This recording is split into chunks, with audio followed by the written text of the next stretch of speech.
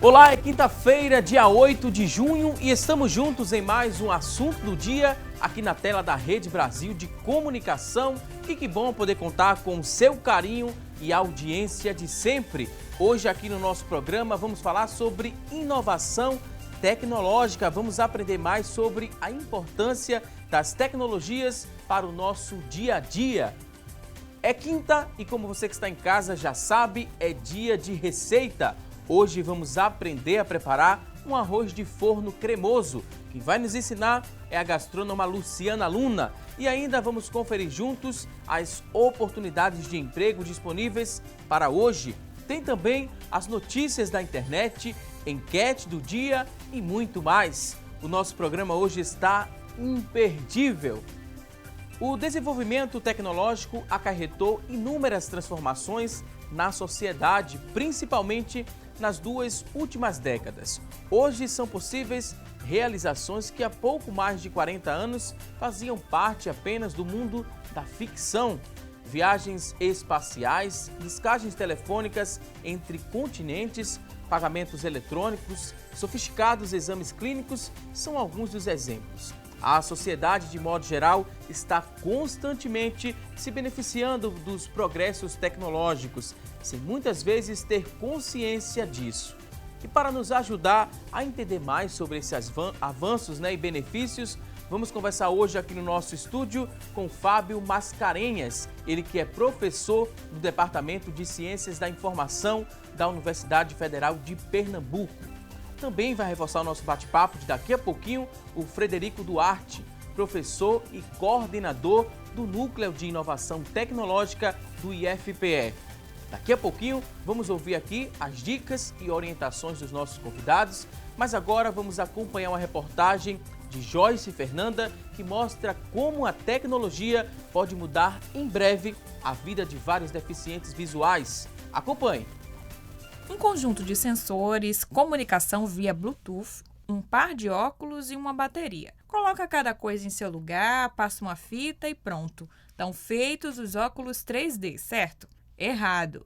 Essa simplicidade no número de componentes usados não tem nada a ver com a complexidade que é concluir o projeto. Para você ter uma ideia, desde 2015 eles estão trabalhando nesse recurso, que promete revolucionar a vida dos deficientes visuais. Como é o princípio de funcionamento desses óculos?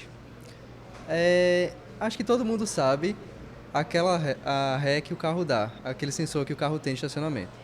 Pronto. O princípio de funcionamento dos óculos é a mesma coisa. Através de sons ultrassônicos emitidos por esses sensores, eles são capazes de calcular a distância. Então, essa distância calculada é enviada ao microcontrolador, que é o Arduino, e o Arduino faz então a tarefa de filtrar esses dados e enviar para o aplicativo do celular através do modo Bluetooth. E no celular é que ocorre a geração do som. A ideia surgiu do professor Gilmar, mas foi no laboratório da professora Aida que eles deram os primeiros passos. A ideia surgiu de um trabalho conjunto que eu já venho desenvolvendo há algum tempo com o professor Gilmar para integrar as disciplinas de computação com eletrônica. E o professor surgiu com essa ideia de ajudar a locomoção do deficiente visual. E a gente selecionou alunos para dar início a essa pesquisa. Então, e aí surgiu os alunos, Maicon e Saulo, e começou-se o processo de pesquisa propriamente dito, ou seja, fazer as buscas bibliográficas, ver melhor forma e chegamos aí. José Carlos é revisor de texto Braille e está ajudando os alunos comentando sobre alguns detalhes que podem melhorar os óculos tridimensionais. Os tropeços e os barrões faz parte do nosso dia a dia, né? Do dia a dia de quem não enxerga.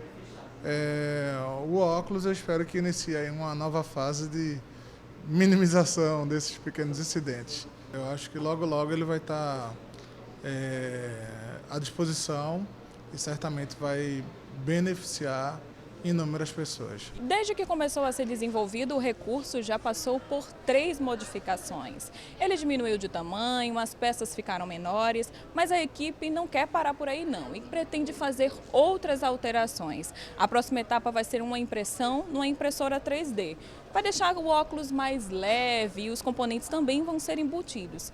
Essa nova etapa vai ajudar a beneficiar mais pessoas, vai fazer com que mais gente contribua com o sucesso dos óculos 3D. Todo desenvolvimento, né, é aberto, mas só conta com contribuições, né, na plataforma minha e de Jonathan e de alguns casos de pessoas externas. Então o objetivo é que esse projeto, assim como vários projetos conhecidos que são abertos, tenham realmente forte apoio da comunidade. Todas as informações estão na plataforma chamada GitHub e você pode acessar rapidamente entrando no nosso site, né, o synestesiavision.com.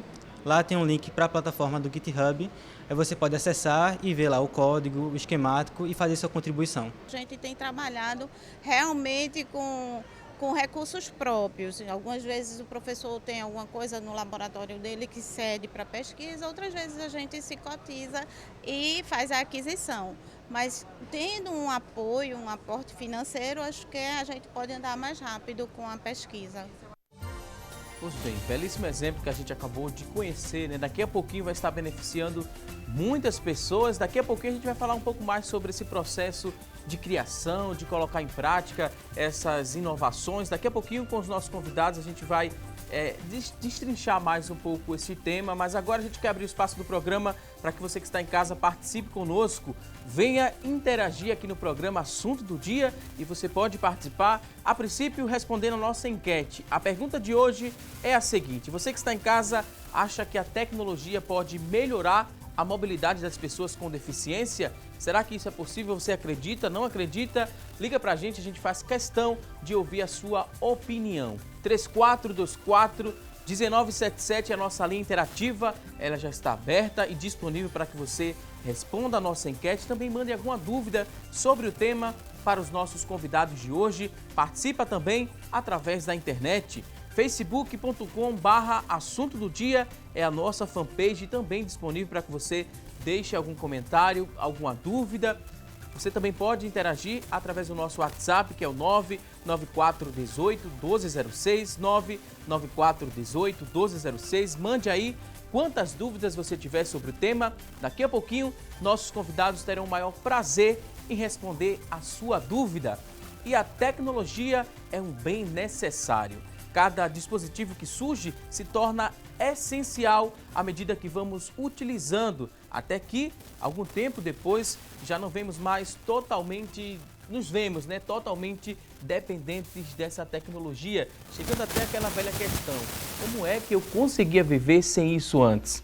A verdade é que gostamos de praticidade e também de facilidade, e os aparatos modernos, da modernidade, estão aí para isso, tornar a vida da gente mais fácil. Então vamos aprender mais sobre o tema. Primeiro vou dar aqui boas-vindas aos nossos convidados. Frederico Duarte, seja muito bem-vindo aqui ao nosso programa. Obrigado pelo convite, pela oportunidade. Fábio Mascarenhas também seja muito bem-vindo aqui ao nosso programa. Obrigado. A gente começa já falando sobre inovação. Vamos meio que conceituar, né? O que é inovação? O que é que a gente entende por inovação tecnológica? Tudo que a gente vê que aparece na televisão, um celular novo, um aplicativo novo, a gente pode classificar como inovação tecnológica? Veja bem, a inovação tecnológica, ela parte do conceito da invenção. Então, você criar algo novo ou melhorar algo que já existe, né? Mas ela vai para um contexto um pouco mais específico, que é você agregar valor à sua invenção e permitir que ela seja produzida numa escala maior para que você possa comercializar ou fornecer para a sociedade, né? Então, na hora que eu tenho a ideia, vou criar um aparelho eletrônico novo, isso é invenção. Agora, na hora que você pensa em todo o contexto, como é que eu posso fabricar da maneira mais economicamente viável, como é que eu posso comercializar ou distribuir, aí você parte para o contexto da inovação tecnológica. Hoje em dia a gente se beneficia muito, com a inovação tecnológica. A gente acompanha a reportagem, um belíssimo exemplo de estudantes que estão investindo um pouco do seu tempo para melhorar a vida das pessoas. Sim. Que bom que existem profissionais nessa área, profissionais como vocês, que têm essa preocupação de estar facilitando e também contribuindo para um mundo melhor. É muito importante que isso aconteça. O que é que passa na cabeça de vocês quando orientam esses alunos, quando conversam com esses alunos? O que é que não pode faltar no profissional que trabalha nesse ramo de inovação tecnológica, de tecnologias, de ciências da informação também? É tudo no mesmo contexto, né, professor? Claro. A inovação ela faz parte da rotina do ser humano de épocas remotas, né? Nós temos buscado inovar constantemente como um processo mesmo de adaptação à relação, né, do homem com a natureza. Então, a gente está nesse ambiente aqui fechado, por exemplo, nós estamos cercados de tecnologias. Né? Uma tecnologia, essa é uma tecnologia de um mobiliário. Então, quando a gente se relaciona com o aluno, a gente primeiro tenta mostrar para o aluno da importância, da relevância do que ele está desenvolvendo naquele momento, daquele processo embrionário lá dentro de uma universidade, por exemplo. Né? Aquele processo embrionário para dizer assim, olha, você faz parte do mundo. Então, as transformações, obviamente, que vocês entendem que uma inovação tecnológica ela tem um viés de mercado. Mas, muito antes de um viés de mercado, existe uma demanda social, um interesse social. E não somente esse interesse tem que ser voltado para o viés de mercado. Porque nem toda inovação ela é, de fato, de interesse de mercado. Eu passei uma vez por uma situação, né, de um contato com uma pessoa aqui de Recife. Uma dessas pessoas que não estão ligadas diretamente à universidade, mas que são aquelas pessoas que se autodenominam inventores. São inventores. Mas eles não têm um laço acadêmico. E ele tinha todo um desenho de um pneu para o avião. Porque bem, nós já vimos, como o avião pousa, você percebe claramente que há um desgaste enorme de pneu, da borracha do pneu. Ele dizia, olha, além de ser muito caro, você tem também uma questão ambiental. E daí ele dizia, olha, se houvesse, ele fazia um desenho, segundo ele tinha um protótipo, eu não vi, se houvesse uns sucros que quando o avião descesse, porque o problema é que quando o avião desce, o pneu está parado, não está em movimento. Né? O pneu do avião não roda. O que ele faz é que quando criar o atrito, ele desgasta. Se houvesse uns sucros que quando o avião descesse o trem de pouso e com esses sucros o próprio vento fizesse rodar, o atrito seria menor. E segundo ele, haveria uma economia muito grande. Mas o grande problema é que, apesar do grande ganho ambiental que nós teríamos, quem é que poderia desenvolver, produzir aquilo dali? Somente grandes fabricantes. Exatamente. Né? Para ter ideia, no mundo nós temos os 4 fabricantes de pneus de avião. E daí aquela ideia dele inicial, ela não passou adiante, não chegou a, de fato, se transformar numa inovação, porque se esbarra justamente no interesse do mercado, ainda que tenha um interesse social enorme. Então, dentro da universidade, por ser uma instituição pública principalmente, nós temos tentado conscientizar os alunos para que eles percebam não somente o lado do mercado, mas o ganho social. E, evidentemente, do ponto de vista de inovação, o que você tem que acreditar, assim, um ponto de partida para mim, é que sempre acreditar no futuro. Porque inovação não é para hoje. Você começa a desenvolver, veja esse pessoal desse óculos que eles estão desenvolvendo, é um exemplo emblemático, um belo exemplo. Eles não estão fazendo para hoje, eles estão construindo para o futuro, de médio prazo ou de longo prazo, mas quem trabalha com inovação sempre precisa acreditar no futuro. E não pode se deixar levar por problemas como atualmente uma crise econômica. Tem que achar que o futuro vai ter condições, vai possibilitar que sua inovação ela seja, né, aceitável dentro de um ambiente social. Na verdade, a crise ela é um grande arcabouço de oportunidade para a inovação tecnológica. Exatamente. Né? No Instituto Federal de Pernambuco, né, que é exatamente o trabalho dos alunos que foram apresentados, a gente está tentando criar essa cultura da inovação desde os cursos técnicos até os cursos superiores. Porque a gente entende que hoje o profissional formado, tanto no Instituto Federal quanto na universidade, ele não é mais aquele perfil de mercado de alguns anos atrás, que você saía da instituição ou ia virar empregado no mercado privado ou ia simplesmente fazer um concurso público. Então a gente entende que hoje a capacidade de você inovar e você ser o seu chefe, né, montar a sua empresa, ela é extremamente importante, principalmente nesse contexto econômico que a gente tem atualmente.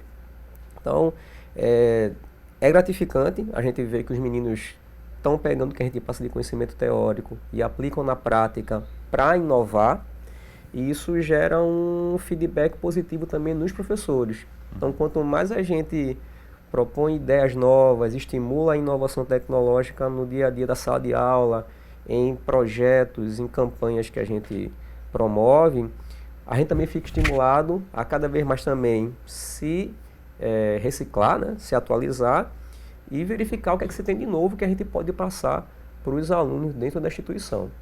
Se eu pretendo, né, trabalhar nessa área, preciso ser muito criativo para entrar nesse ramo ou eu posso desenvolver isso na minha formação? Veja, para determinadas áreas da inovação tecnológica, é preferencial que você tenha uma base de conhecimento técnico. Isso é importante para poder você também acelerar o seu processo de desenvolvimento da sua inovação. Mas o que a gente percebe bastante, que é como o professor Fábio falou, a inovação não está apenas dentro dos centros de pesquisa, os centros educacionais. Ela vem de toda a sociedade. Né? O que a gente entende é que o processo de inovação ele é um processo diário, de exercício mental. Então você está sempre procurando saber o que você tem de novo em termos de tecnologia, entender a tecnologia, isso é importante. Né?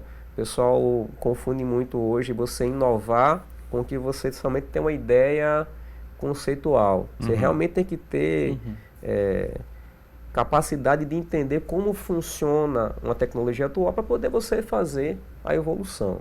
Né? Então, é importante ter um conhecimento técnico, mas não é crucial para você inovar. Né? O que a gente enxerga hoje é exatamente a associação de várias pessoas com conhecimentos distintos que se unem no propósito que seria um produto tecnológico, por exemplo. Tem uma frase que eu, desculpa interromper, Frederico, que eu acho muito interessante, isso que você falou, que a criatividade ela é a faísca e a inovação é o gás. Então você está com aquele acendedorzinho no fogão, a faísca não é capaz de manter o fogão aceso, mas o gás é necessário. Tá? Então somente a criatividade, como o Frederico colocou bem, não é condição que completa todo o processo inovativo. Mas evidentemente que ele favorece consideravelmente. Com uma simples ideia, eu posso pensar só em mudar o contexto de um estado, por exemplo, ou a realidade de uma comunidade também pode ser alterada, aquela realidade, com uma ideia simples que eu tenha de transformar alguma coisa no meu bairro, seja coleta de lixo, criar um aplicativo que estimule ali, mostre os horários da coleta. A gente tem que pensar no contexto mais amplo, a nível Pernambuco e Brasil, porque aqui em Pernambuco temos muitos bons exemplos, né, que foram até mencionados pela ONU, reconhecidos pela ONU, né, Organização das Nações Unidas.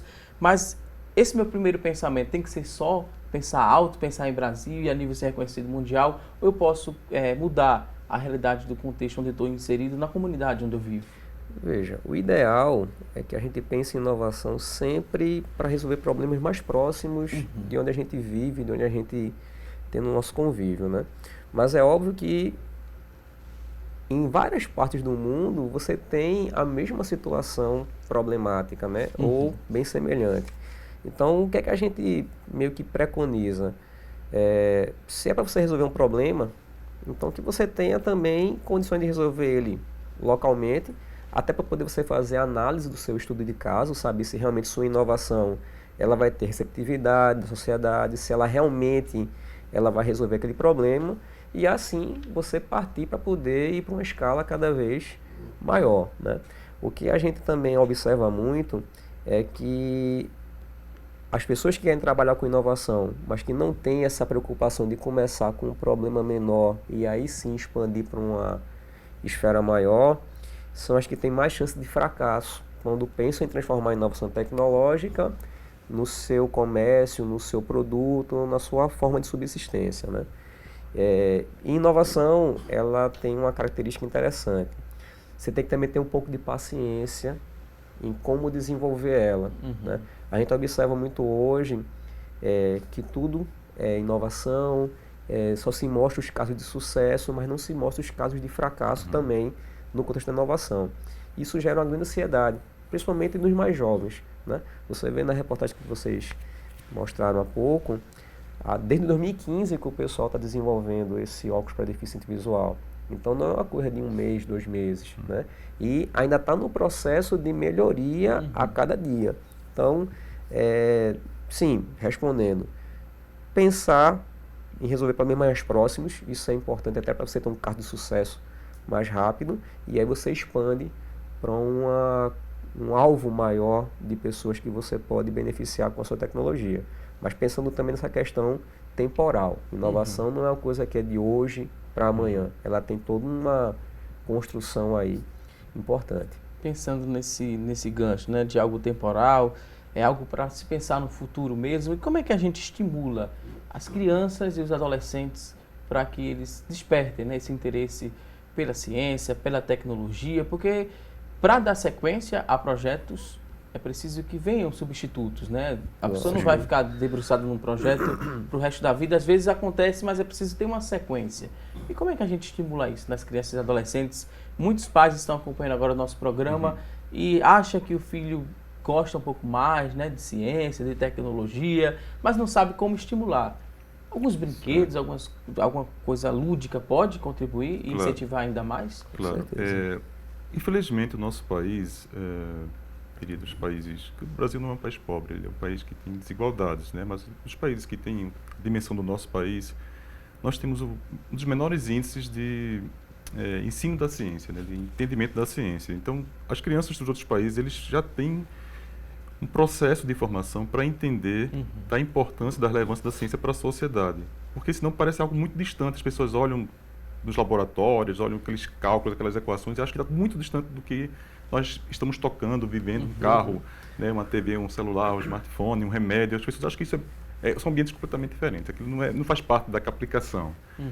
Então, tem iniciativas. O governo federal, ele vem de uns anos para cá, acredito de 2004, não lembro muito bem, mas fazendo um esforço para popularizar a ciência.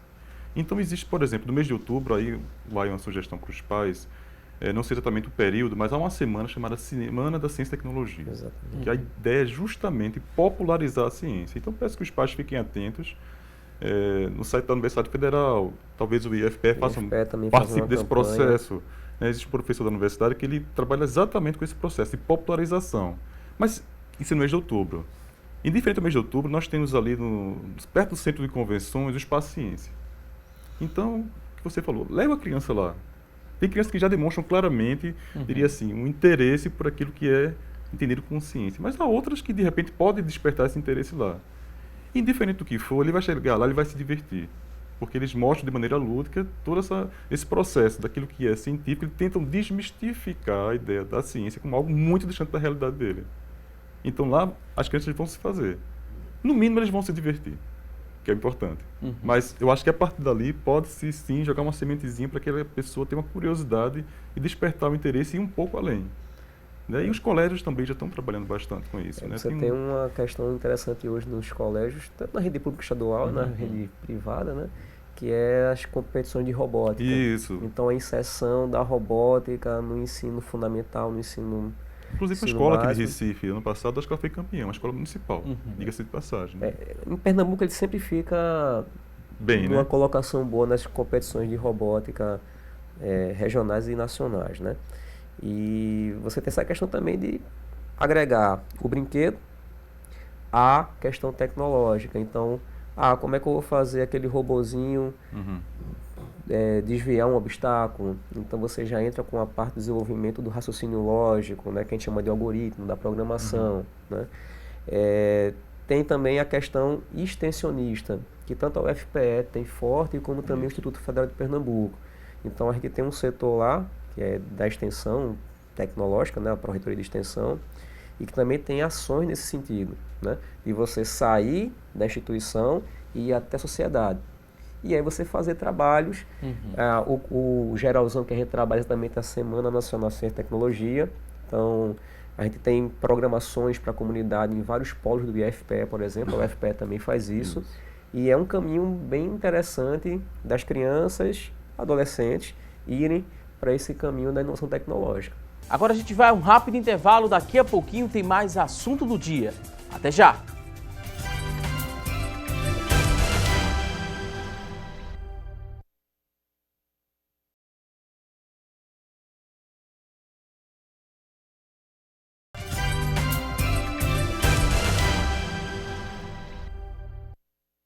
Hoje aqui no nosso programa estamos falando sobre inovação tecnológica.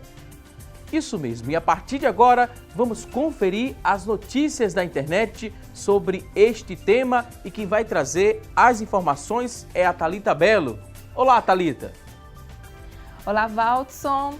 Oi, pessoal, é muito bom ter você conosco mais uma vez. E o nosso destaque de hoje vem do portal G1. É o seguinte: tecnologia desenvolvida na Unicamp reduz efeitos colaterais em tratamentos contra câncer. De acordo com o site, a tecnologia desenvolvida pelo Instituto de Química da Unicamp, em Campinas, São Paulo, pode reduzir os efeitos colaterais de tratamentos quimioterápicos contra câncer, como a queda de cabelo, náuseas e vômitos. A pesquisa conseguiu demonstrar, por meio da estratégia de usar nanopartículas, que o remédio usado na quimioterapia pode ser conduzido mais diretamente ao alvo, que é a célula doente, sem tantas perdas no percurso pelo organismo. Outro benefício dessa tecnologia é que ela não usa solventes tóxicos nas etapas do processo. Essa tecnologia está disponível para licenciamento. A gente se vê amanhã, se Deus quiser. Um excelente dia para você. Agora é com você, Valdson. Ok, Thalita Belo, muito obrigado por essas informações importantíssimas, né? Quando a gente vê que a tecnologia realmente está trazendo vários benefícios para a nossa sociedade. E a Thalita falou que está em fase de licenciamento, né? O que a gente poderia explicar para quem está em casa? Que fase é essa? Tem alguma coisa a ver com patente? Tem alguma coisa a ver com alguém comprar essa ideia para colocar em prática e massificar esse avanço tecnológico? Como que a gente compreende isso? Pode falar, Frederico. Desculpa. A patente é uma das formas de você proteger a sua invenção, a sua inovação tecnológica, né?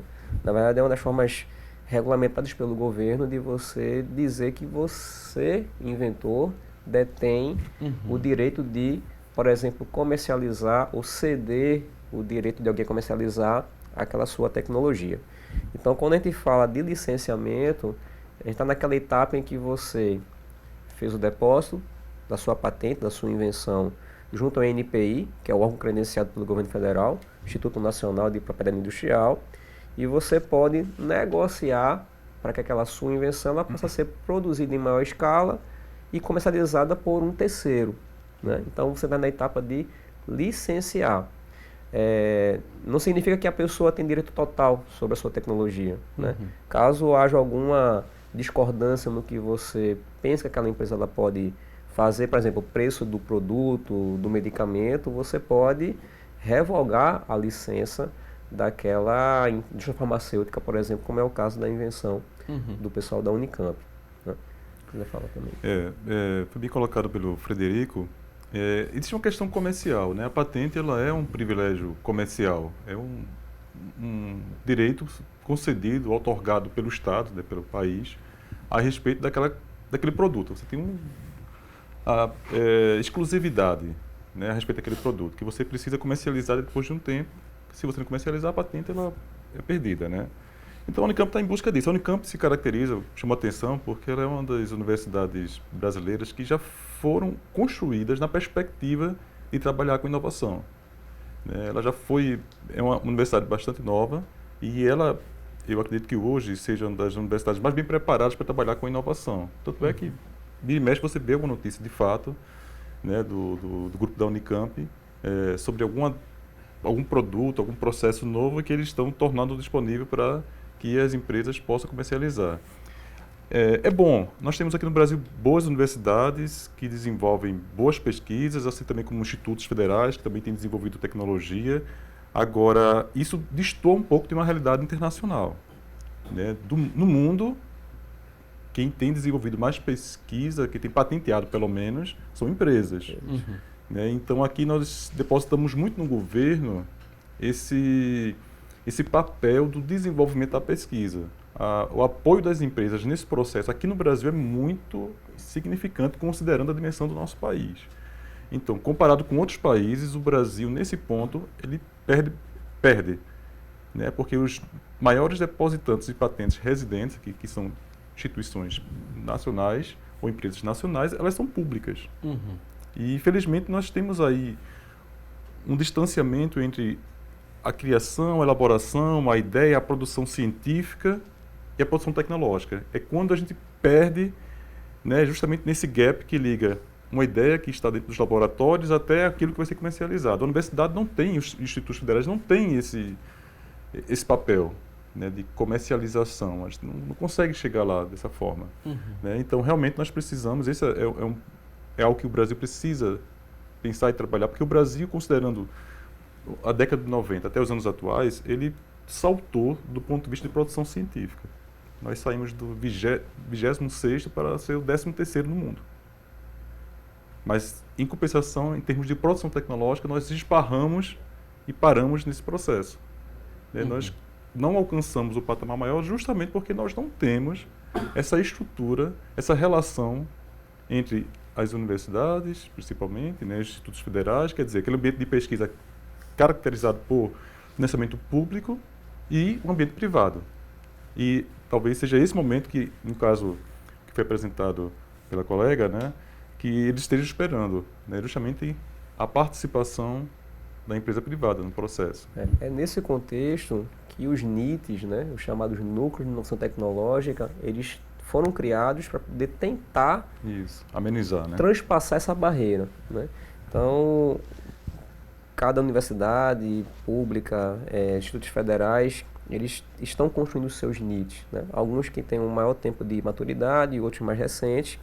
E aí, qual é o papel do NIT dentro da instituição e para o contexto regional? Induzir a cultura de inovação tecnológica, né?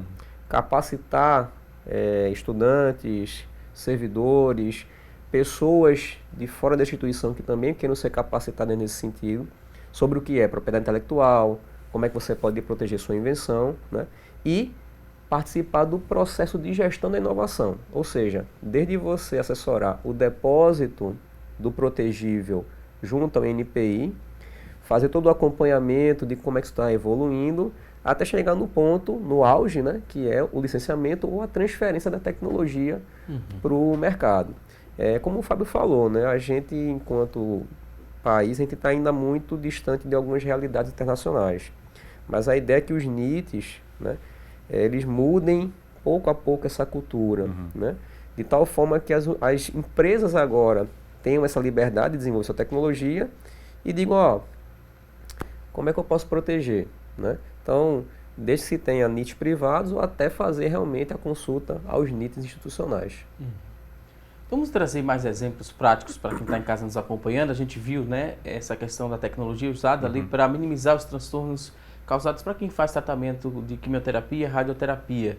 Quais outros exemplos a gente poderia trazer? Muita gente às vezes está em casa, é beneficiado por alguma tecnologia que foi desenvolvida após muito tempo de pesquisa, de incentivo, e às vezes desconhece, né, que teve toda uma equipe por trás, acha que aquilo é necessário, mas não sabe que aquilo se trata de tecnologia que foi preciso pensar bastante antes de colocar em prática.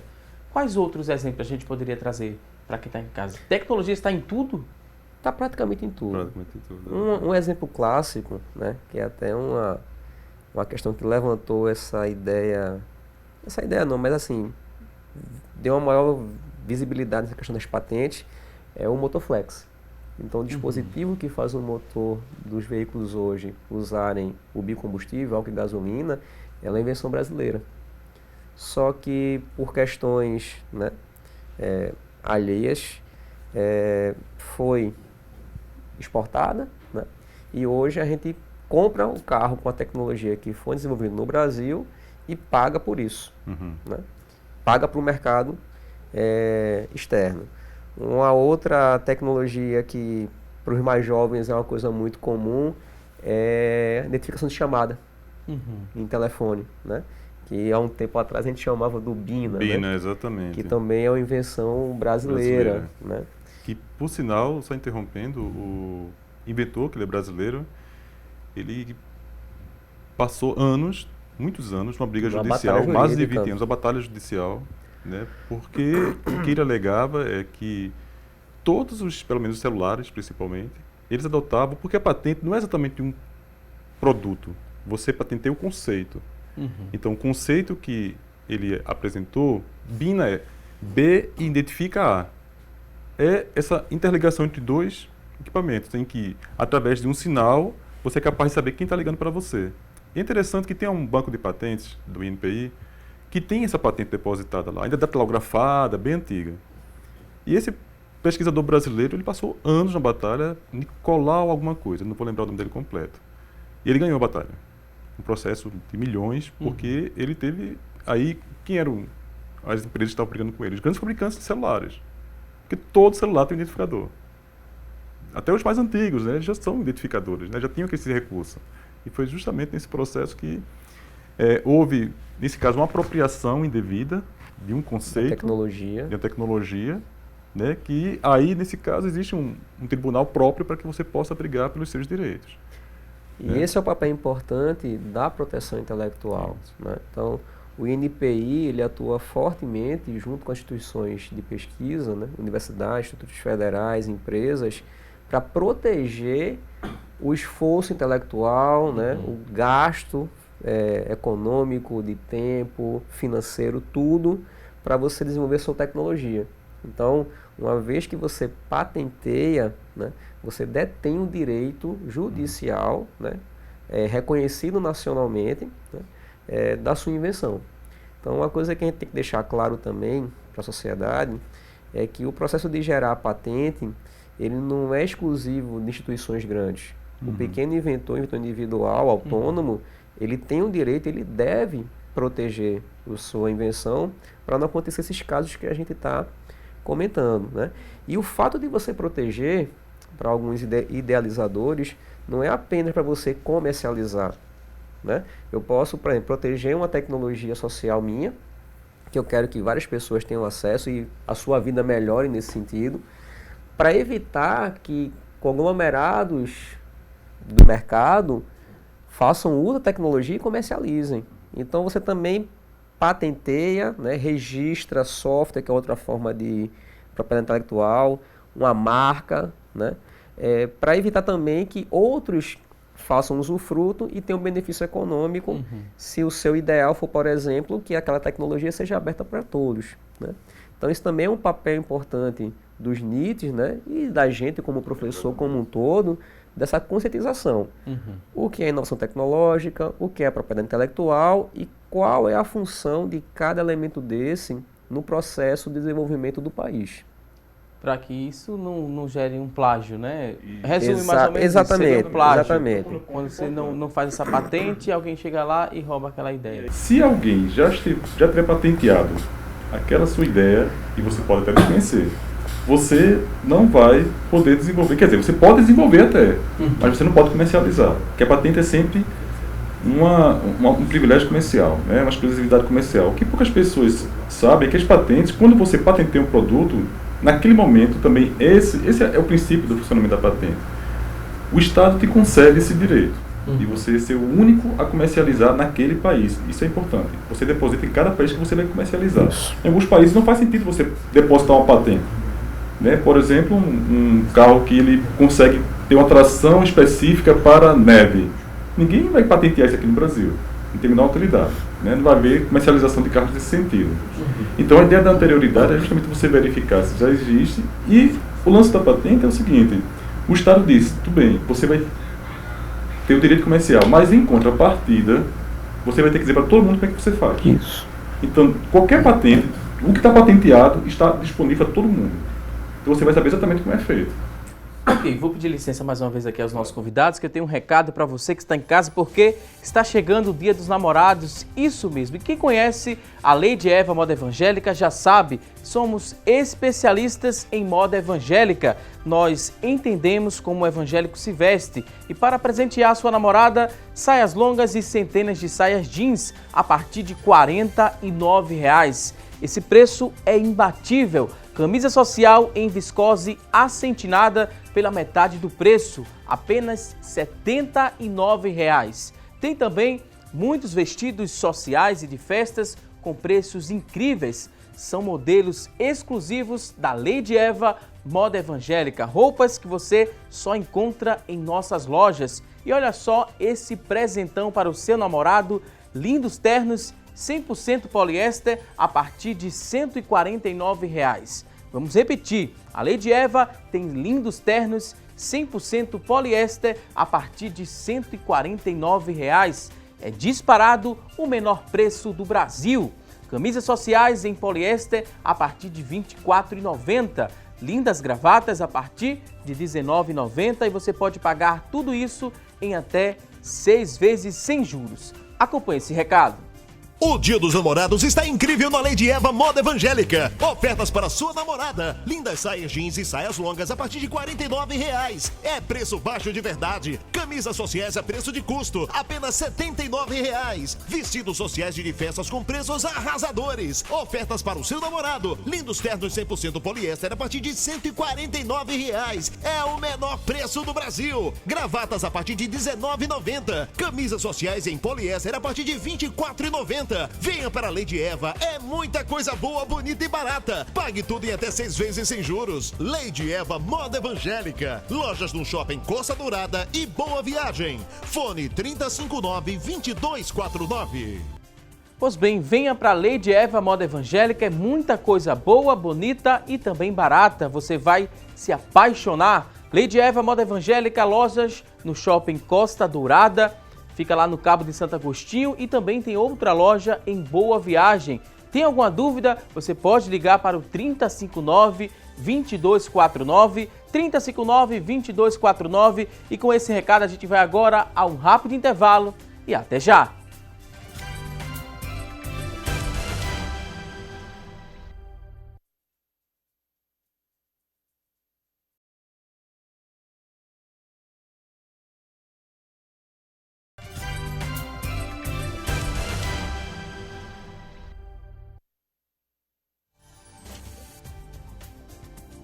Estamos de volta com mais assunto do dia, hoje falando sobre inovação tecnológica e é fato que o uso de aplicativos no nosso dia a dia é quase uma constante, seja para comunicação ou para entretenimentos. Porém, sabemos que existem aqueles que vão além de diversões e também das redes sociais. Vamos conhecer alguns aplicativos que são úteis para o nosso dia a dia, que nos ajudam na facilidade, né, a realizar as atividades e também a planejar como um todo. Tem esse aplicativo bastante interessante que muita gente conhece, o Citamob. Através desse aplicativo você pode saber o horário que aquele ônibus vai passar numa determinada parada, se o percurso que ele vai fazer tem algum congestionamento. É interessante, esse foi desenvolvido aqui em Pernambuco também. O que a gente poderia falar mais sobre o Citamob? O interessante desses aplicativos que trabalham mais nessa questão de mobilidade é que ele é um catalisador da modificação do ambiente em que ele vai ser aplicado. Então, na hora que você tem essa questão de necessitar saber em que hora o ônibus vai passar numa parada em um dado momento na cidade, você acaba também tendo que dizer, olha, a gente tem que melhorar a mobilidade, né, a questão de translado no município, na cidade, para garantir que o aplicativo funcione de maneira correta. Então, o próprio usuário do aplicativo, ele começa também a questionar, olha, por que tanto questionamento? Por que tem esse problema de mobilidade no município? Então, o aplicativo em si, ele facilita a vida do usuário, mas também ele catalisa uma mudança social no contexto maior do que o objetivo inicial do próprio aplicativo. Isso. Vamos conhecer outro aplicativo bastante utilizado e muito útil, também o Waze, né, que é bastante conhecido. Quem é motorista geralmente tem esse aplicativo, seja no smartphone, seja no tablet, também facilita ali no deslocamento. Isso. O que a gente poderia falar mais sobre este aplicativo? O Waze vai na mesma linha do que o Frederico apresentou, né? Ele permite você chegar onde você deseja, você indica o caminho, né, em que você quer chegar e ele vai lá, mostra para você onde chegar. Mas muito mais que isso, ele mostra as condições de trânsito. E ele é capaz, nesse processo, né, de indicação do percurso que você precisa fazer, ele vai se modificando à medida que ele vai descobrindo que você vai ter obstáculos ao longo do caminho. Eu, quando vim para cá, eu vim pelo Waze. Eu sabia do endereço. Hoje a gente tem uma preguiça maior para saber das ruas, né? Antigamente, motoristas de táxi eram as pessoas que tinham a capacidade acima da média, né? Você dizia o nome da rua, o cara ia lá e encontrava aquele lugar. Mas hoje com o Waze a gente consegue fazer isso, resolver de forma rápida e mais, assim, não é somente saber onde vai chegar, é saber que horas vai chegar. É saber exatamente a hora que eu ia chegar aqui. Claro, com uma pequena diferença, mas eu tinha essa ideia de que hora de chegar. E ele modificou o caminho, ele ia por um caminho, de repente ele disse, ó, muda, vai para cá em frente. Eu fui em frente e aí cheguei aqui na hora que ele tinha. E o mais importante é que ele é um aplicativo colaborativo, né? É isso que eu ia tocar. Então, quanto mais Quem usa pode pessoas utilizam, mais fidedigna é a informação que você vai ter em tempo real. Isso. Então, situação de trânsito, mudança de percurso, tudo isso tem a ver com a quantidade de usuários que fazem uso do aplicativo naquele momento. Um acidente, por exemplo, no meio do percurso, se você Exatamente. vê, você pode fotografar e enviar também. Isso. Na semana passada nós tivemos uma chuva enorme na cidade do Recife, aquele transtorno, não a chuva, mas os problemas que nós temos na cidade. E daí, muito do que você tinha no aplicativo foi em razão da colaboração das pessoas. Exatamente. Eu mesmo disse, tá alagada essa rua aqui. Naquele momento, quem sabia que aquela rua estava alagada já evitava aquele caminho, né? Ok, vamos conferir outro aplicativo que auxilia e ajuda bastante no dia a dia, o Instagram, bastante conhecido. Agora a gente volta para as redes sociais, né? Empresas também estão utilizando, posso utilizar para me comunicar com outras pessoas também através do Instagram. O que a gente poderia falar um pouco mais da importância também dessa ferramenta? O Instagram, assim como outros aplicativos de rede social, eles têm um viés bem mais social mesmo do que... É mais entretenimento. E relacionamento, né? Isso, mas tem uma coisa que é importante, né? Hoje você tem uma migração grande das pessoas de saírem do mundo real e para o mundo virtual. Então, a pessoa tem uma vida toda, né, depositada no mundo virtual. É verdade. E o próprio mercado já utiliza essas ferramentas também para poder saber qual o perfil de um futuro funcionário que você vai incluir na sua empresa, né? E você vê esse perfil a partir do perfil de usuário nas redes sociais. Então, o que você tem de fotos que você exibe no Instagram, comentários que você faz, isso mostra o seu perfil como futuro funcionário de uma empresa, por exemplo. Essas mídias sociais, elas têm, inclusive, desenvolvido outras formas de relacionamento das empresas com a sociedade, né? Inclusive, também para que a empresa possa monitorar como é que anda o comportamento das pessoas e a relação das pessoas com aquele produto dela. Filtro, você que tem que ter esse filtro, né? É importante a gente Exatamente. saber que existe essa ferramenta, mas o que você vai postar também é muito importante que você tenha equilíbrio, né? Isso é mais crítico ainda para crianças e adolescentes, né? Então, um cuidado que você tem que ter hoje é essa questão do uso da tecnologia pelas crianças e adolescentes com o devido acompanhamento e atenção dos pais, né? Tá aí o caso, eu acho que o mais recente, né? Que é o caso do desafio da baleia azul. Da baleia azul. Né? Em que você tem exatamente o uso da rede social para uma finalidade bem de longe, né? Louvável, vamos dizer assim, né? Então, assim, o acompanhamento dos pais para essas ferramentas que o acesso é muito fácil, né? É muito prático de você utilizar, mas que se você não tiver a devida orientação, tanto serve para o bem quanto serve para o mal. Isso, com qualquer tecnologia, né? A gente está aqui nesse estúdio porque nós temos luzes, temos câmeras, temos vários equipamentos funcionando, eletrônicos, mas que são movidos a energia elétrica. A energia elétrica é o que faz a nossa vida cotidiana se mover. Mas se você colocar o dedo na tomada, você vai levar um choque. Exatamente. Então, essas tecnologias, né, mídias sociais, elas são importantíssimas, elas são bastante úteis, mas tem que ter muito cuidado, né? Como o Federico colocou, principalmente quando você expõe crianças. Então, no Facebook, ou qualquer outra mídia que você deixe para que o próximo tenha a ideia do que você anda fazendo, com quem anda fazendo e como anda fazendo. Né? Então, tem que ter muito cuidado. As ferramentas já oferecem alguns recursos de prevenção, de cuidados. Por exemplo, eu posso postar uma foto em que somente meus familiares possam ver. Mas nem todo mundo tem a noção e ideia desses recursos de segurança. Mas é sempre bom. Né? No Facebook, ou mesmo no Twitter, você pode delimitar quem pode acompanhar o que você faz. São cuidados mínimos que podem evitar, de repente, um risco da criança... Exposição, enfim, né? Exposição ou ela ser levada, né, por alguma pessoa que tenha interesse... que não seja, obviamente, o interesse somente de ter o contato pessoal com ela, mas que tenha má intenção com relação àquela criança, e daí ela pode simplesmente enganar a criança, ludibriar, como já aconteceram vários casos, e marcar um encontro, e daí você imagina que pode acontecer alguma coisa realmente negativa. O próprio uso de imagem, né? E a imagem, além de mais você pode simplesmente copiar aquela foto, colocar atrelado a algum tipo de campanha em outras situações, corrente, né? Uma corrente e tudo. A gente sabe que isso acontece com bastante frequência, né?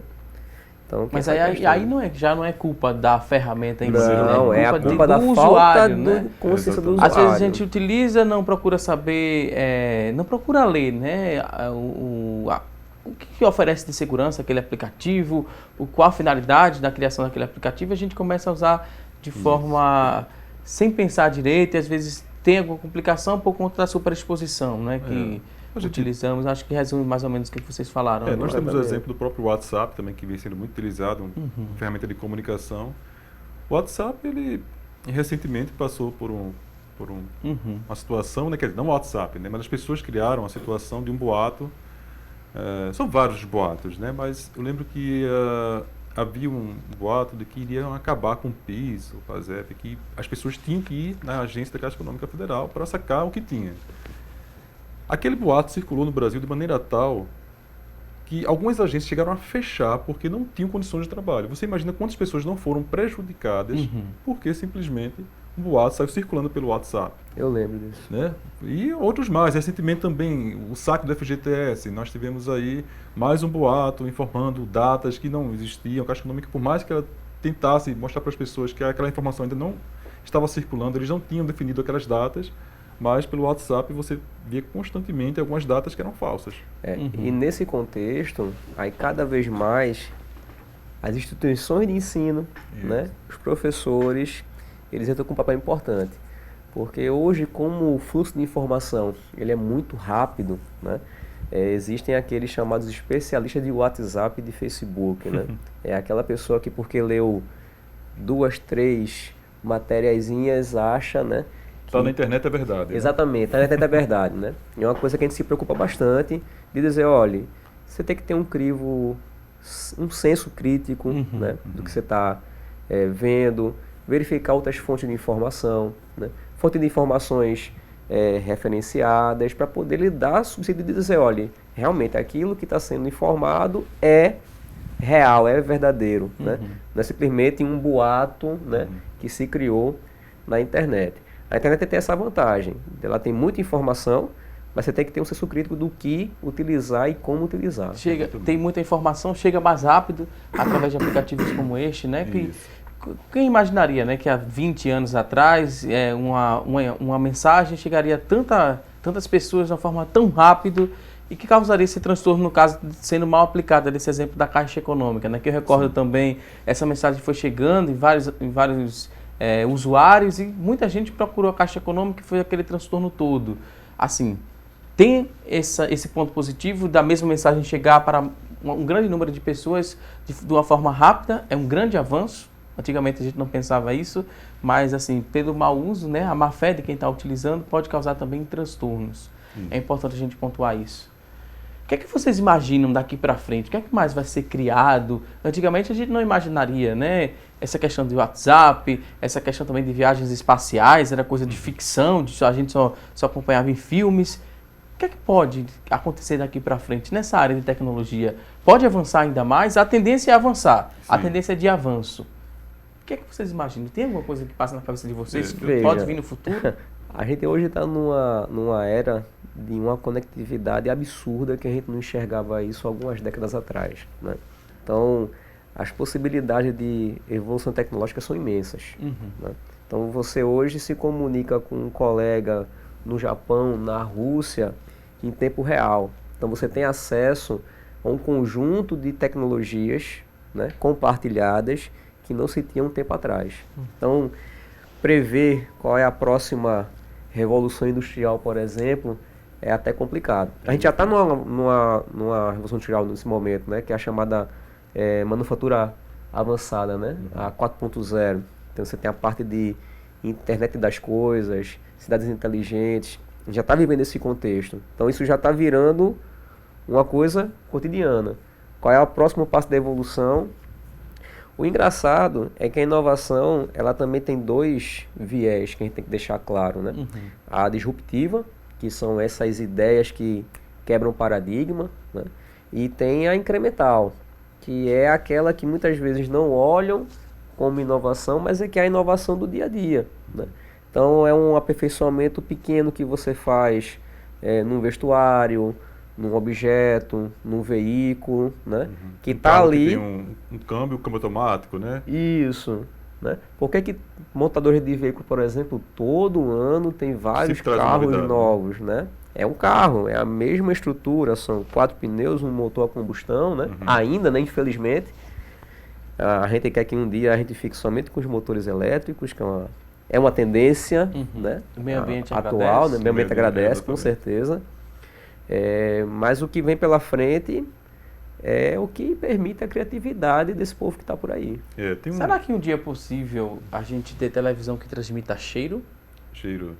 Será que a gente pode pensar isso? Houve uma Pode, sim. proposta Isso, já, proposta. né? No Eu lembro que Japão. você me fez lembrar, não é essa mesma lógica não, tá? Mas aqui no Recife, bem antes do filme, nós temos as propagandas, né? Os comerciais. E uma pizzaria aqui do Recife, quando chegava na hora da propaganda deles, lançava um cheiro de pizza no cinema. E isso, de fato, estimulava você realmente a sair daquele ambiente da sala do cinema para comer uma pizza, né? Mas existe tecnologia que eles conseguem transferir, porque no fundo, assim, o que eles fazem é codificar aquele cheiro, o cheiro tem um código, e a partir desse envio desse código para um outro dispositivo à distância, aquele dispositivo entende aquela codificação e ele é capaz de fazer uma mistura da fragrância e emitir aquele cheiro. Isso já é possível. Então esse exercício do futuro, ele é bem interessante fazer a partir, por exemplo, de bancos de patentes, ou então observar o que estão sendo feito em laboratórios. Evidentemente que tem os acertos e tem os erros, né? Tem uma história clássica de uma empresa chamada Digital, e que quando se falava, porque os primeiros computadores, os grandes computadores mesmo, né, os mainframes, eles eram coisas grandiosas, ocupavam uma sala dessa, depois foram reduzindo, mas mesmo assim a grande aplicação ainda era no ambiente corporativo, de empresas. E alguém dizia, olha, nós podemos transformar esse instrumento aqui também de utilização do uso comum, né, para as pessoas no dia a dia.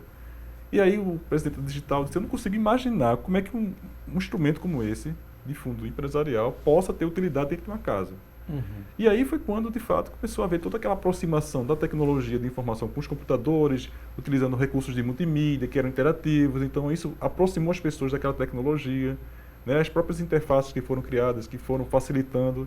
Então, esse exercício de futurologia, de prever o futuro, é muito difícil. Mas nós temos aí algumas tecnologias que, de fato, elas têm já apontando o futuro. Um dos futuros assim, que eu vejo dentro de um determinado segmento, que é a questão da utilização de robôs. Né? E temos avançado muito nas tecnologias de robôs. Então, os robôs, muito possivelmente, quer dizer, hoje já tem robôs atuando, né, no ambiente produtivo, né, na parte industrial, você tem os robôs que fabricam carros, mas nós estamos falando de robôs passando no dia a dia nas ruas. Né? Eu vi recentemente que em Israel eles começaram agora a ter um policial robô. Quer dizer, ele não faz toda a função do policial, o que ele faz é acompanhar e multar os carros que estão nos lugares errados. Então, isso é a aplicação atual. Vocês imaginam que já está no laboratório e que vai ser aplicação daqui a 10, 15, 20 anos, como você mencionou. Uma outra temática que a gente pode falar que é uma tendência, né, mas assim, tem muito pano para manga para o futuro, ainda é a nanotecnologia. Né? Então, o desenvolvimento de estruturas em escala nanométrica, né, já tem uma evolução gigantesca, mas o engraçado é que você consegue dar uma nova roupagem ao que já existe. Então você tem materiais de uso comum que quando você coloca na escala nanométrica, suas propriedades mudam absurdamente. Né? Então, simplesmente um modo de fabricação diferente já permite uma evolução tecnológica gigante nesse sentido. Né? Desculpa interromper, mas eu estava com um paninho para limpar a tela do computador. E ele foi utilizando justamente o processo a partir de um conceito de nanotecnologia. Um paninho de computador, aquelas de limpar óculos também, você vai limpar óculos e tal. Já se encontra hoje no mercado. Você vai em qualquer mercado, você já tem uns paninhos que são feitos a partir do conceito da nanotecnologia. Você tem ar-condicionado, né, os split, né, que ele já tem a nanotecnologia também embarcada nele. Então, filtros com nanopartícula de prata, que tem um efeito purificador que a gente chama, né, bactericida. Então, está no dia a dia, mas tem muita coisa para poder ser feita ainda daí para frente. Eu perguntei se a televisão ia emitir cheiro daqui a um futuro próximo, porque no próximo bloco a gente tem a receita do dia. A Luciana Luna vai nos explicar o preparo de uma receita e ela vai dizer para a gente o que é que vai ter no próximo bloco aqui do nosso programa. Olá, Luciana! Olá, está chegando a hora do almoço e você ainda não sabe o que fazer? Então não perca que já já eu vou dar uma ótima dica.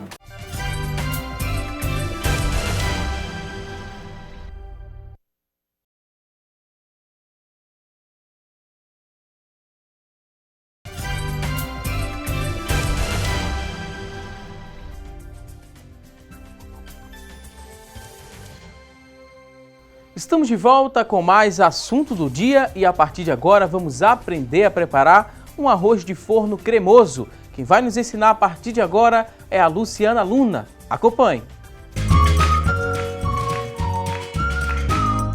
Olá, a dica de hoje é para aquele dia que você está sem tempo de fazer um almoço. Nós vamos fazer um prato único que é delicioso. Arroz de forno cremoso é a nossa receita de hoje. Então pegue papel e caneta e anote os ingredientes bem direitinho. Para a receita de hoje, você vai precisar de 1 xícara de arroz cru, 3 xícaras e meia de água fervente, 300 gramas de calabresa ralada, 300 gramas de queijo mussarela ralado, 1 cenoura ralada, 1 cebola picada, 2 dentes de alho picados, 2 colheres de sopa de manteiga, 2 colheres de sopa de azeite, 3 tabletes de caldo de galinha esfarelados, 200 gramas de creme de leite, 340 gramas de molho de tomate, sal a gosto e cheiro verde a gosto. O primeiro passo dessa receita é colocar a água para ferver.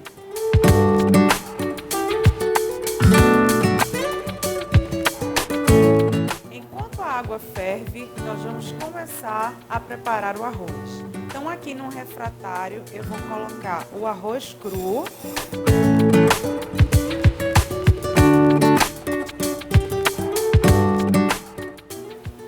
o alho, a cebola,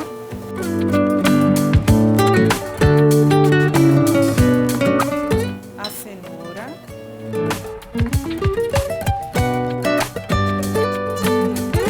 aqui nós temos a calabresa ralada,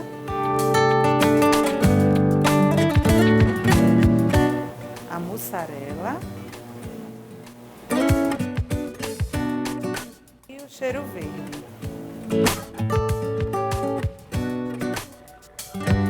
Vamos misturar tudo.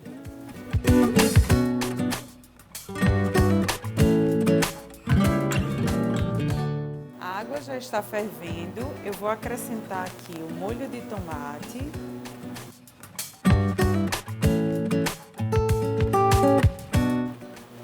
o azeite,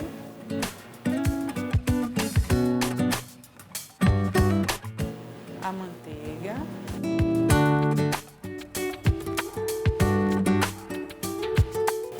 o creme de leite e o caldo de galinha. Agora nós vamos misturar até que a manteiga se derreta.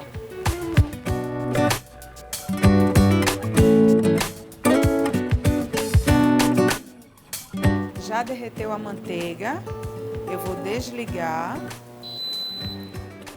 e acrescentar esse caldo aqui na mistura.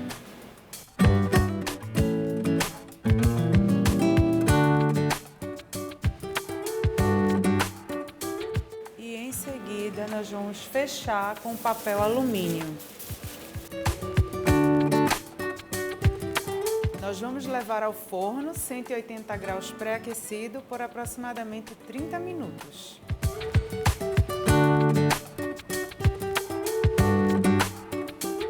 Após 30 minutos, nós vamos retirar o papel alumínio e deixar mais 15 minutinhos no forno.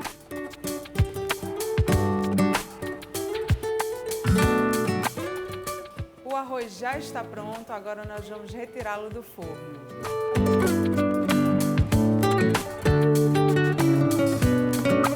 Esta foi a nossa receita de hoje, espero que vocês tenham gostado e até a próxima!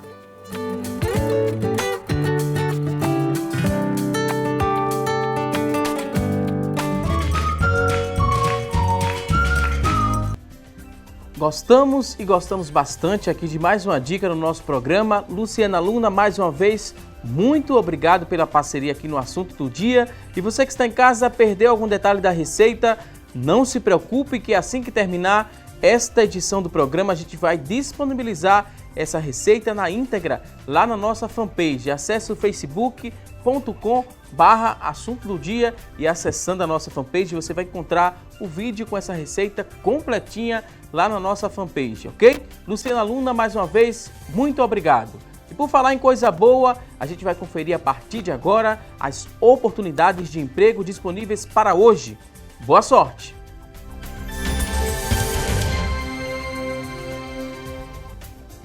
Atenção, você que está em casa em busca de uma recolocação no mercado de trabalho, preste bastante atenção às dicas que vamos trazer a partir de agora. Olha só, uma vaga para engenheiro civil. Para preencher essa vaga é preciso ter superior completo, experiência de 6 meses e o salário é de R$2.000. Uma vaga para engenheiro civil.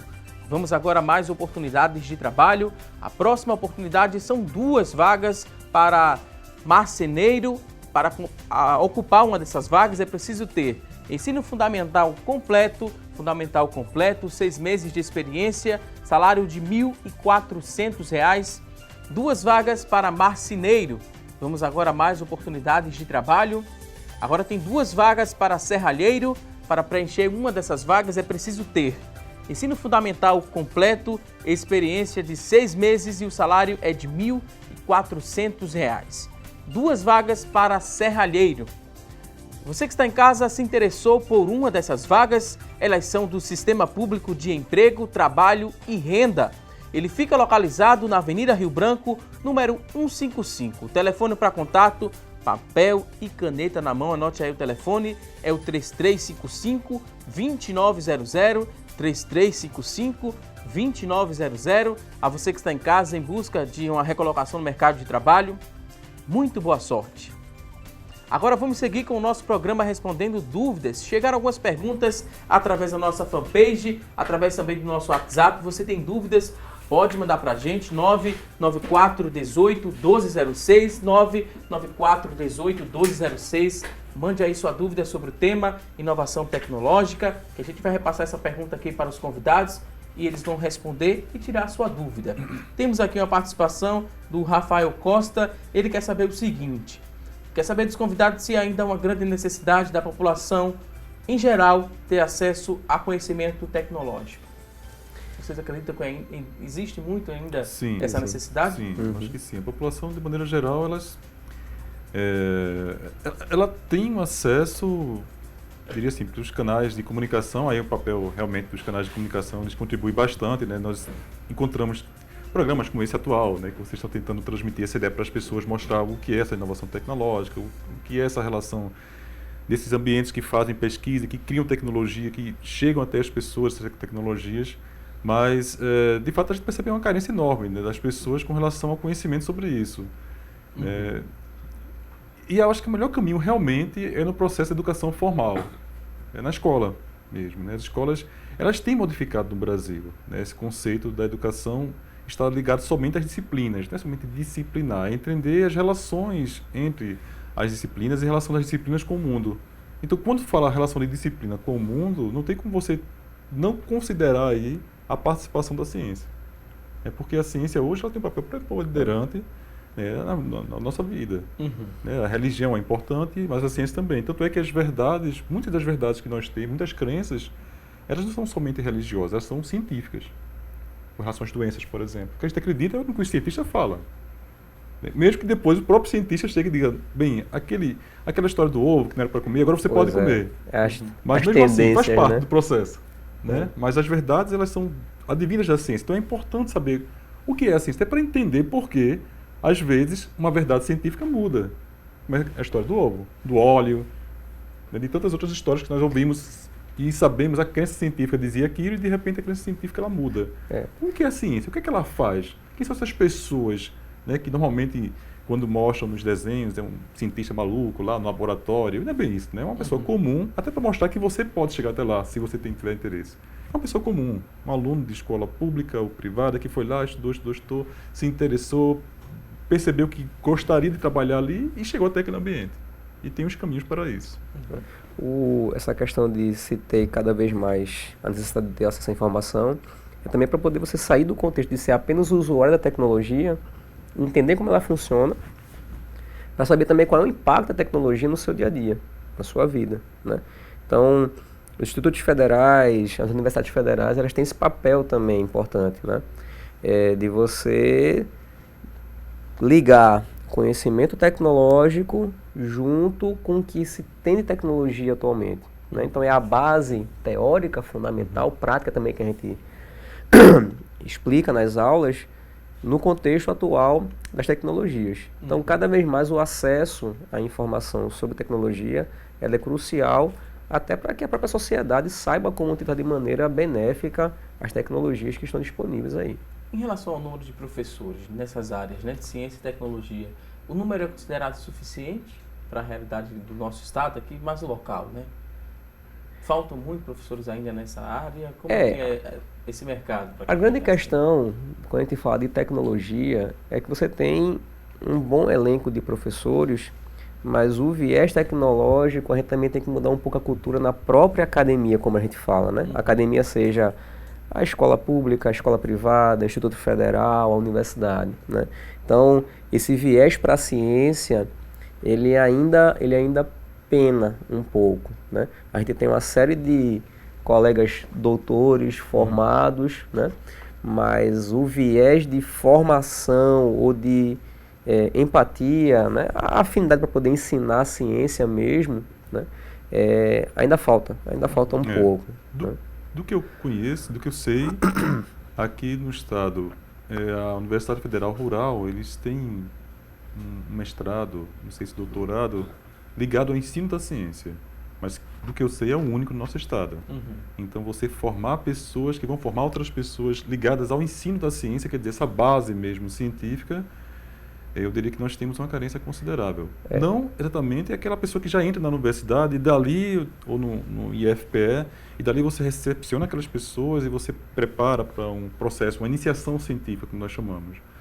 É diferente do que eu estou falando, que é aquela pessoa que está lá na escola pública ou privada, que está aprendendo os princípios básicos da ciência. Então, é preciso um especialista que possa formar professores que entendam como fazer isso melhor.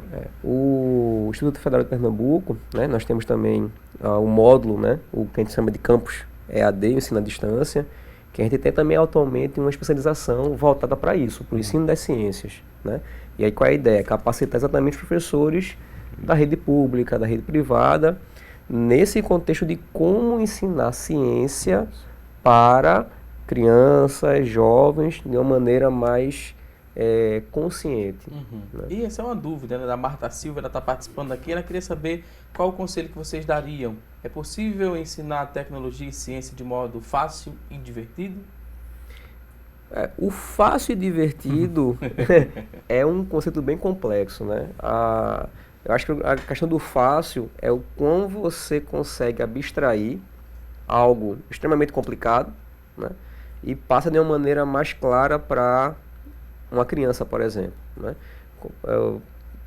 Eu sou professor tanto da área de química como de computação, e o que a gente sempre esbarra é, poxa, como é que eu vou ensinar um conceito de uma reação química de uma maneira simples para uma criança, né? Na computação, como é que a gente vai explicar o que é um algoritmo, algoritmo, né? Um programa de computador para uma criança de 6, 7 anos de idade, por exemplo, né? É um desafio sempre essa questão de você ensinar ciência de maneira fácil, né? E de maneira legal.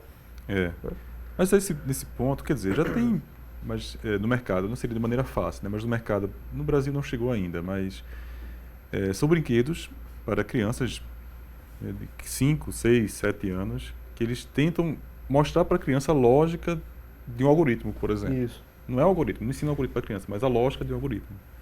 Porque é a base, né? Entender como funciona a estratégia para que o algoritmo possa funcionar. Quer dizer, a criança não vai ligar diretamente ao algoritmo, mas vai entender o princípio básico de funcionamento da lógica de alguma coisa. Mas eu estava falando agora há pouco de redes sociais, de mídias.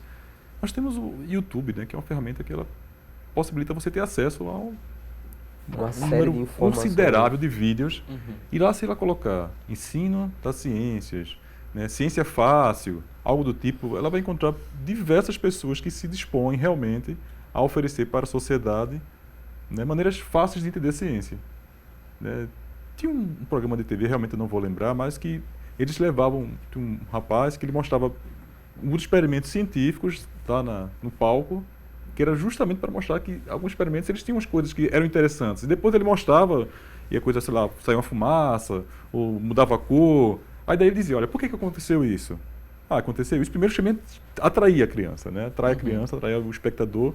E quando o espectador estava atraído, estava lá, né, fisgou o peixinho, quando ele mordeu a isca e ele mostrava, olha, isso é feito dessa forma, a partir desses reagentes. Ainda que a criança não sabe exatamente o que é um reagente. Mas ela sabe que misturando ela sabe duas que alguma coisinhas... coisa diferente é capaz de gerar aquilo. Exatamente. E muitas outras coisas, né? Então, o princípio é esse. A gente tem que ensinar do começo, como diz a história, né? Ok, vou pedir licença mais uma vez aqui aos convidados para a gente conferir o resultado da nossa enquete. Hoje fizemos a seguinte pergunta. Você acha que a tecnologia pode melhorar a mobilidade das pessoas com deficiência? Olha só, 95% das pessoas que ligaram para a gente e que participaram aqui disseram que sim, que acreditam que a tecnologia pode melhorar sim a mobilidade das pessoas com deficiência. 5% disseram que não. A você que ligou, participou, muito obrigado. Estamos agora na reta final do programa, é o momento de agradecer. E um último recado, bem rapidinho, Frederico Duarte, professor e coordenador do Núcleo de Inovação Tecnológica do Instituto Federal de Pernambuco. Frederico, muito obrigado pela participação. Um último recado, bem rapidinho, fica à vontade. A gente agradece a oportunidade de estar fazendo essa divulgação do que é inovação tecnológica, né? E convidamos todos que tiverem interesse de trabalhar com inovação a passar no Instituto Federal de Pernambuco, dar uma conversada com a gente, estamos sempre de portas abertas para a sociedade. E aqueles que tiverem interesse em realmente seguir a carreira profissional, estamos aí com o vestibular do Instituto Federal, né? Já na rua, e sejam todos convidados a se formarem lá com a gente, tá bom?